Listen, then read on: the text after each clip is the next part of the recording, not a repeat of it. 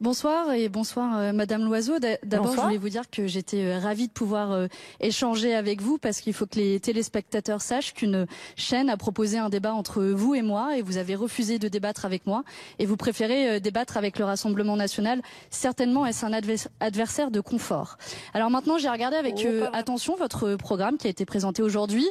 À 17 jours des élections, vaut mieux tard que jamais, ça en dit peut-être long sur l'importance du projet européen pour vous. Et il y a pas mal de choses qui m'ont intéressée sur l'écart entre ce que vous proposez et ce qu'a fait le gouvernement et Emmanuel Macron ces 2 dernières années. Et sur un sujet en particulier, sur la lutte contre l'évasion fiscale, qui est un sujet que je connais bien parce que, en tant qu'actrice associative, j'ai interpellé votre gouvernement les années précédentes et vous proposez de sanctionner les paradis fiscaux. Ouais. Et encore faut-il, c'est bien de sanctionner, mais encore faut-il lister les bons paradis fiscaux. Et la liste de l'Union européenne comporte 15 États, dont l'île d'Aruba ou les îles Samoa, mais aucun paradis fiscal notoire, comme les îles Caïmans ou même les paradis fiscaux européens, comme le Luxembourg ou l'Irlande. Alors, je voulais vous demander comment expliquez-vous cette contradiction et comment allez-vous sanctionner des paradis fiscaux qui ne sont pas listés sur cette liste et que vous avez refusé d'intégrer à la liste française de paradis fiscaux quand celle-ci a été introduite au moment de la loi de fraude fiscale à l'automne dernier. Merci Manon Aubry pour cette question. Vous voyez bien que le débat a lieu. Merci Nathalie Loiseau d'y répondre. Alors, l'évasion fiscale, c'est un drame en Europe. Parce que ce sont des milliards, des dizaines de milliards d'euros qui ne vont pas à des dépenses publiques dont nous avons besoin. La première des évasions fiscales, c'est celle des géants du numérique. Et en France, nous avons mis en place une taxation des géants du numérique. Et maintenant, nous souhaitons qu'elle puisse être généralisée à l'ensemble de l'Union européenne. Sur la liste des paradis fiscaux, on a commencé par de premières listes. Ça commence depuis 2017. Il était temps. Le but, c'est pas que la liste soit longue, c'est que tous ceux que l'on arrive à convaincre prennent des pratiques de coopération qui permettent de lutter contre l'évasion fiscale. Nous, ce que nous proposons, c'est d'abord de faire en sorte que ceux qui aident sciemment à l'évasion fiscale, ça peut être des avocats, ça peut être des comptables, ça peut être des banques, soient clairement sanctionnés parce que c'est un délit. La plus grosse des évasions fiscales en Europe, c'est la fraude à la TVA. La fraude à la TVA, elle fait perdre, on ne sait pas très bien, mais en tout cas plusieurs dizaines de milliards d'euros par an. Pour lutter contre cette fraude, contre la TVA, c'est dans l'Union européenne qu'il faut le faire.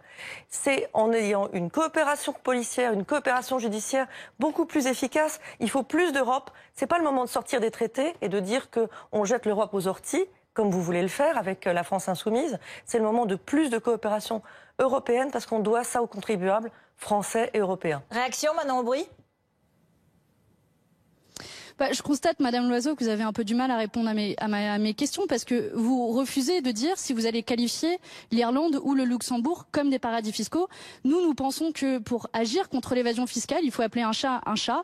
Et vous l'avez très bien dit, l'évasion fiscale s'organise depuis l'Union européenne. Et donc, il faut s'attaquer au premier maillon de la chaîne de l'évasion fiscale, que sont les paradis fiscaux.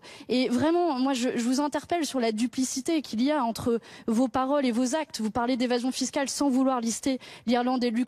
Vous parlez de taxes carbone aux frontières en soutenant les accords de libre-échange comme le CETA.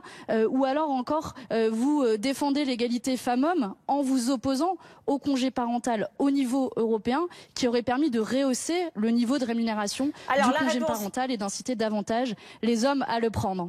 La réponse de Nathalie Loiseau. Écoutez, vous êtes dans votre rôle, c'est-à-dire toujours dans la critique et dans l'opposition, jamais dans la construction. Sur les droits des femmes, ce que nous proposons, c'est un pacte par lequel tous les États volontaires de l'Union européenne utilisent les meilleures pratiques en matière de droits des femmes. Qu'il s'agisse de santé reproductive, qu'il s'agisse d'égalité salariale, qu'il s'agisse de lutte contre les violences faites aux femmes, qu'il s'agisse de congé parental. Moi, j'ai un sujet avec le congé parental, c'est que je trouve que le congé parental en France, il est long et il est mal rémunéré. Ça veut dire qu'en général, il porte sur les femmes, parce que dans le couple, c'est malheureusement souvent les femmes qui sont les moins bien payées. Elles sortent longtemps du marché du travail, elles ont du mal à y retourner, et pendant ce temps-là, elles sont mal rémunérées. Je pense qu'il faut prendre les meilleures pratiques européennes.